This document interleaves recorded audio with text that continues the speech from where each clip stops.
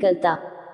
तो फिर गांव के लोग आपस में बातें करने लगते हैं कि आजकल चांद दिख नहीं रहा है, क्या हो गया है चांद को। तभी मोटू और पतलू आते हैं और वह लोग उसे कहते हैं कि आप लोग टेंशन मत लो, चांद निकल जाएगा। लेकिन कुछ दिन ऐसे ही बीत जाते हैं और चांद नहीं निकलता। फिर एक दिन पतलू एक दूरबीन खरीद के लाता है और मोटू से कहता है कि मोटू, मैं इस दूरबीन से देखता हूँ कि चांद में क्या प्रॉब्लम है, वह निकल क्यों नहीं रहा। फिर पतलू दूरबीन से चांद को देखता है तो वह बहुत ज्यादा डर जाता है। वह देखता है कि चांद पर दो चुड़ैल आपस में बातें कर रही है और एक भूत वहां से जा रहा है। फिर वह यह सब बात मोटू को बताता है और फिर मोटू कहता है, पतलू अब हम क्या करें, चांद पर तो इन चुड़ैलों ने कब्जा कर रखा है। तभी उनके पास गांव के कुछ लोग आते हैं और वह कहते हैं कि मोटू पतलू, आज भी चांद नहीं निकला है, अब हम क्या करें। रात को बहुत ही ज्यादा अंधेरा होता है, कुछ दिखाई नहीं देता। फिर मोटू उस आदमी को कहता है कि तुम जाओ, कल चांद जरूर निकलेगा।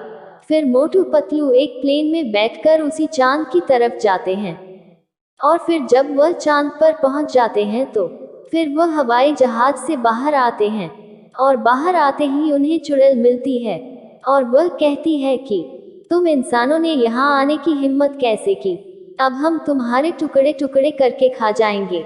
तभी मोटू पतलू डर जाते हैं और वहां से भागने लगते हैं।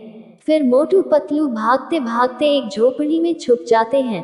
फिर झोपड़ी के बाहर सारे भूत और चुड़ैल इकट्ठे हो जाते हैं और कहते हैं कि इस झोपड़ी में वह दो इंसान हैं, आज इनको यहाँ से जिंदा नहीं छोड़ेंगे, इनको मार डालेंगे ताकि ये हमारी इस दुनिया में दोबारा ना आ सके।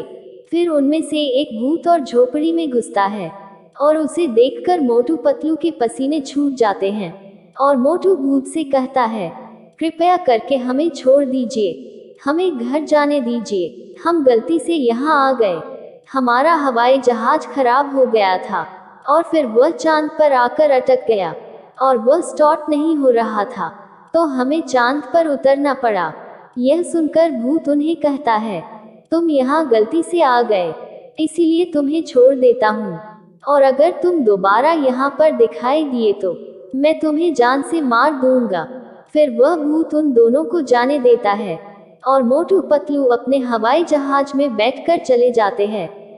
और जब वह अपने घर जाते हैं तो मोटू पतलू से कहता है कि पतलू, अब हम क्या करें, ऐसे तो कभी चांद नहीं निकलेगा, इन चुड़ैलों ने चांद पर कब्जा कर लिया है।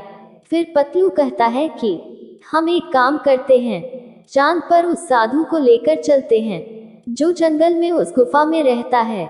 फिर मोटू पतलू साधु के पास जाते हैं और साधु से कहते हैं कि साधु महाराज, हम सबके प्यारे चांद पर चुड़ैलों ने कब्जा कर लिया है और चांद को ही अपनी दुनिया बना ली है। फिर वह साधु मोटू पतलू के साथ हवाई जहाज में बैठकर चांद की तरफ जाता है और जब वह तीनों चांद पर उतरते हैं तो साधु को देखकर वहां पर जा रही चुड़ैल वहां से भाग जाती है और फिर सब चुड़ैलों को भूतों को इकट्ठा करके वहां पर लाती है और कहती है कि तुम सब ने बहुत बड़ी गलती कर दी इन दोनों इंसानों को वापस छोड़कर। अगर इन दोनों इंसानों को कल ही मार देते तो फिर यह साधु चांद पर ना आता। फिर वह सब चुड़ैल और भूत साधु को मारने के लिए आगे बढ़ते हैं तो साधु एक मंत्र पढ़ता है और वह चुड़ैल और भूत वहीं पर भस्म में हो जाते हैं और फिर मोटू पतलू और साधु वहां से चले जाते हैं। और फिर जब वह जमीन पर उतरते हैं तो फिर देखते हैं कि चांद अपने पूरे रूप में आ चुका है और उसकी रोशनी से अंधेरा भी दूर हो रहा था। तभी गांव के लोग मोटू पतलू के पास आते हैं और उनका धन्यवाद